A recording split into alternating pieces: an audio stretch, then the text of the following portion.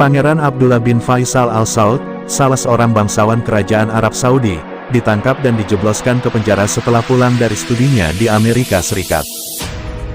Dia merupakan mahasiswa pascasarjana di Northeastern University, Boston. Teman-temannya mengatakan Pangeran Abdullah bin Faisal Al Saud jarang mengungkap identitasnya sebagai anggota keluarga kerajaan Arab Saudi. Dia sebelumnya menghindari untuk berbicara tentang politik Arab Saudi, dan fokus pada studinya, rencana karir, masalah asmara, dan sepak bola. Tetapi setelah sesama pangeran saudara sepupunya dipenjarakan di negaranya, Pangeran Abdullah mendiskusikannya dengan kerabat melalui telepon dari AS. Percakapan itu, entah bagaimana caranya, telah disadap pihak berwenang kerajaan.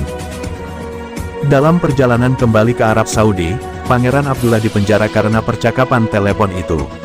Hukuman awal 20 tahun, kemudian dinaikkan menjadi 30 tahun.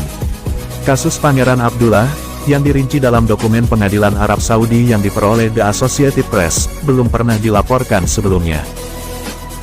Menurut FBI dan kelompok-kelompok hak asasi manusia, selama 5 tahun terakhir, pengawasan, intimidasi, dan pengejaran pihak berwenang Arab Saudi terhadap warga Saudi di wilayah AS telah meningkat ketika kerajaan meningkatkan penindasan di bawah penguasa de facto, putra mahkota Mohammed bin Salman. Beberapa warga Arab Saudi mengatakan para agen FBI menyarankan mereka untuk tidak pulang ke kerajaan. Kedutaan Besar Arab Saudi di Washington, menanggapi laporan investigasi, Kamis tanggal 3 November tahun 2022, dengan mengatakan, gagasan bahwa pemerintah Saudi atau lembaganya melecehkan warganya sendiri di luar negeri adalah tidak masuk akal. Tetapi pada bulan yang sama ketika hukuman Pangeran Abdullah diperpanjang, Arab Saudi memberikan hukuman seumur hidup dalam sidang virtual kepada Saad Al-Mahdi, warga Arab Saudi Amerika Serikat yang berusia 72 tahun karena tweet yang dia posting dari rumahnya di Florida. Al-Mahdi tiba-tiba dikenai tuduhan dan dipenjarakan dalam kunjungannya ke kerajaan. Keluarga Al-Mahdi mengkritik pemerintah AS yang kurang membantu untuk membebaskannya. Juga pada bulan Agustus, pihak berwenang Arab Saudi memberikan hukuman penjara 34 tahun kepada seorang mahasiswi Arab Saudi di Inggris, Salma Al-Sehab 34 tahun ketika dia juga mengunjungi kerajaan itu setelah men-tweet tentang negaranya.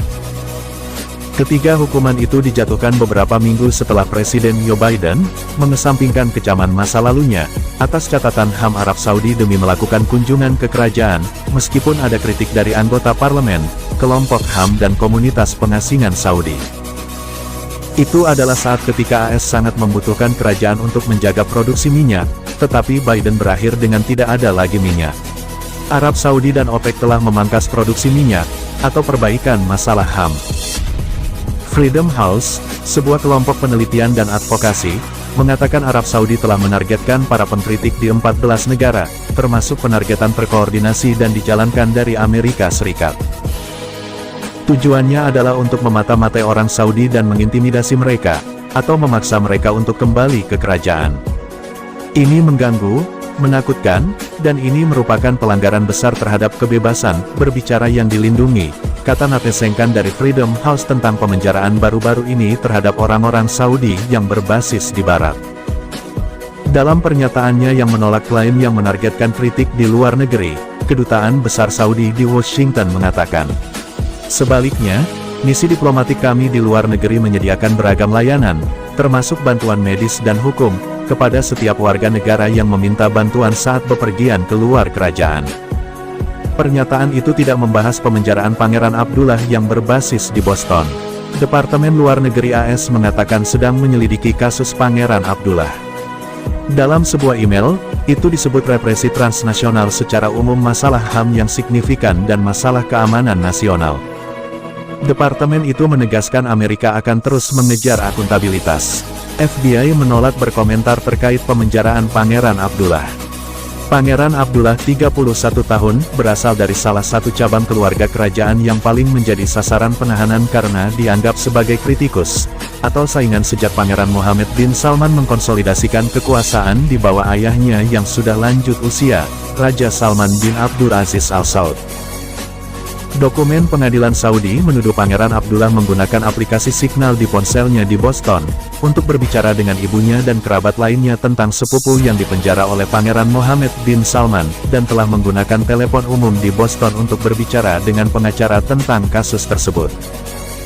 Mereka mengatakan Pangeran Abdullah mengakui mengirim sekitar 9.000 dolar Amerika Serikat untuk membayar tagihan di apartemen sepupunya di Paris.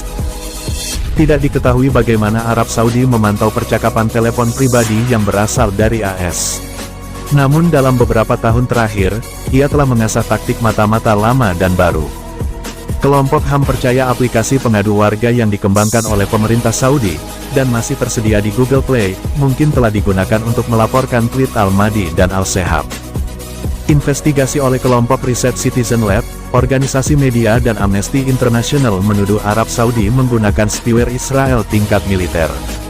Amnesty mengatakan spyware dipasang di telepon tunangan jurnalis Jamal Khashoggi sebelum pejabat Saudi membunuh jurnalis itu pada 2018. Itulah tadi berita internasional mengenai Arab Saudi. Jika kamu suka dengan video ini, jangan lupa like dan subscribe, jangan lupa juga nyalakan tombol notifikasinya agar mendapatkan berita terbaru lainnya.